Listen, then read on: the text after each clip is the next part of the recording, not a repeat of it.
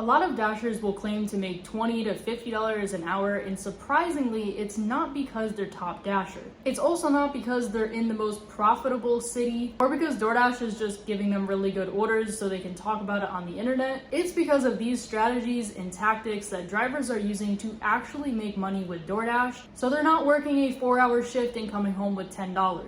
These are all things that I use, have tested, and have worked. Because let me just say, when I started DoorDash a bunch of years ago, I thought it was a high-paying order to get like $6 for an order. And if I was making like $10 to $12 an hour, I was kind of satisfied.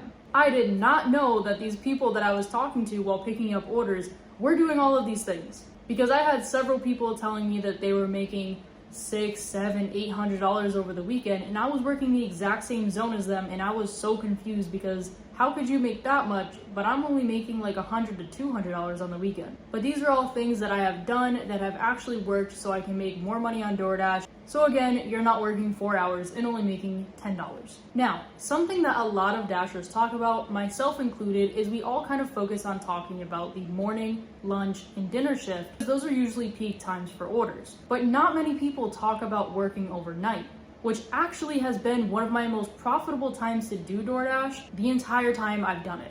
Now I know what you're thinking, they're all McDonald's orders. Well, yes, but it's more than that, and it's actually better that it kind of is. Now the reason working overnight is actually super profitable and kind of a smart move is because of the fact that there's barely any traffic, very little wait times, very little Dashers out, which means very little competition. And because a lot of the places that are open are typically places like McDonald's or other fast food places, and the deliveries usually aren't far because there's kind of those fast food places everywhere.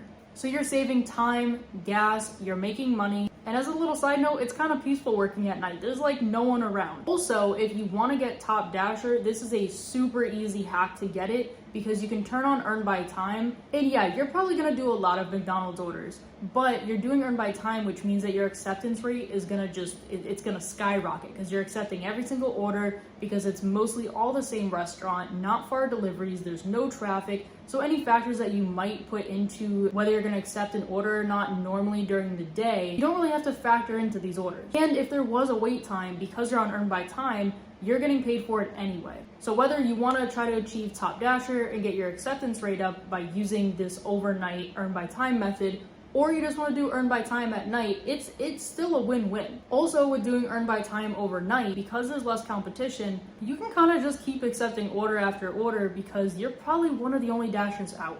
So if you can just keep accepting orders, you're staying on that active time, you're getting that active time pay, and you're getting tips. Another thing is at night, I've seen some pretty crazy promos. There can be $2, $3, $4 promos pretty much all night long because there's just no Dashers, but orders need to be completed. And one more thing about this, if you're doing earn by time and there's a promo, you actually get double that pay. So if the base pay for your earn by time is normally, let's say $15, but there's a $2 promo, you're actually gonna be getting $19 an hour. And of course, not everyone can do the overnight shift. I don't do it all the time, but if you just need that extra amount of money or you wanna try it out, it could be a good schedule for you. Now, another strategy that a lot of Dashers use is actually to multi-app, which means to have multiple apps on for food or shopping orders at the same time as having DoorDash on. Now, I've seen a lot of your comments in the past when I've talked about multi-apping saying it's too hard to keep track of, there's too many orders coming in, it's too hard to just do all of it. But I wanted to give a little bit of advice when it comes to multi-apping. So one way that you can multi-app that doesn't really interfere with each app is to have both apps on, and then as orders come in, choose one of the orders that you want to do, whatever one's better. And once you accept that order, if you don't feel like you can take on another order, just pause the other app. So if you accept an order on DoorDash, just pause Uber Eats. But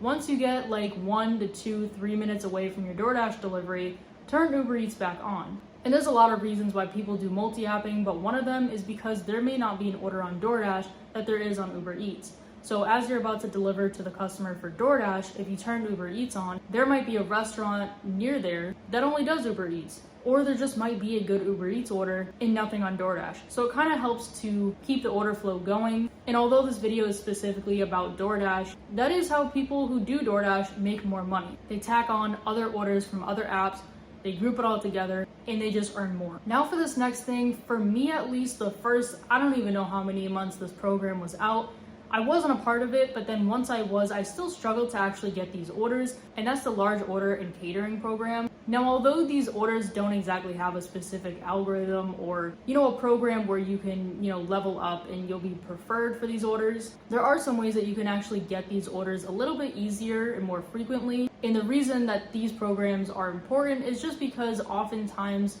they're big orders, and big orders usually means a bigger tip. It also can mean a longer wait, so do keep that in mind. But what I've noticed, for me at least, is that some restaurants near me do have order limits on how much someone can order. Now, if you just saw, I posted this video, and that was actually the biggest catering order and the highest paying catering order I have ever done. It was pretty crazy. So if you want to check out that video, you can check it out. There are certain restaurants I see catering orders for, and so usually around dinner time, I am already kind of near those restaurants. But sometimes if I'm not getting an order that I want, or I'm kind of hoping for a catering order, going near the restaurants that do offer them can sometimes help me get them. And there usually isn't a catering order super late in the day or near a restaurant closing, because again, these are usually larger orders, so restaurants don't really accept them. The order I did in that video though, that was kind of just an exception. I don't even know how that was possible that I got that order, but it was crazy. And it was later at night. So it's not impossible, it's just not typical for there to be catering orders later at night. And as long as you're a part of the program, you can get these orders. So don't get discouraged if you don't see them frequently as well, because they aren't super popular in most areas, but when they come around, they definitely can boost your earnings. Now, the last strategy I'm gonna talk about, I feel like a lot of Dashers say that they don't do these orders, and I'm not sure if that's true or not, but I know for me, doing the shopping program and the Pro Shopper program has exponentially grown my income when it comes to DoorDash. Even this past week, I kind of fell out of the Pro Shopper status, which if you didn't know how to get into it, in your ratings, there's now a shopper tab, and it'll have 6 different things that you need to meet. And if you meet all of those, you are prioritized for shopping orders before any other Dashers. The Pro Shoppers come first when it comes to shopping orders. So regardless of if you're platinum, silver, any status, Pro Shoppers are going to see these orders first. So if you're not a part of it, I definitely recommend getting all of those criteria met. It's not super hard to get into it, but like I said, I did fall out of it this past week. But once I got back into it, immediately I saw this order, a $30 for 16 item order, and I continuously get orders like that as long as I'm a part of the Pro Shopper program. And I actually prefer doing shopping orders over regular food delivery, because with food delivery, it can be messy, there can be long wait times, the pay is usually so much less, it's completely out of your control as to how fast the orders are, how accurate the orders are, anything like that. And again, just the pay. The pay of food delivery is typically less, and you're putting a lot more miles on your car than if you do shopping orders. So it's just not something a lot of people talk about. I think also a lot of people get intimidated by shopping orders and kind of overestimate how long it's going to take them. So if you haven't fully tried out shopping orders, or at least being a part of the shopper program, I definitely recommend it. In shopping orders, people need groceries all times of the day. Of course, people need, food any time of the day, and it can be consistent as opposed to the peak hours for food like breakfast, lunch, and dinner. I get shopping orders any time of the day. But those are just some different strategies and tactics that I have used to increase my earnings on DoorDash, and how DoorDash drivers are actually making a decent amount of money with DoorDash and not taking home $10 in 4 hours. So if you would like, you can try out these things, see if they help you to make more money on DoorDash. And other than that, I'll see you guys in the next video. Bye.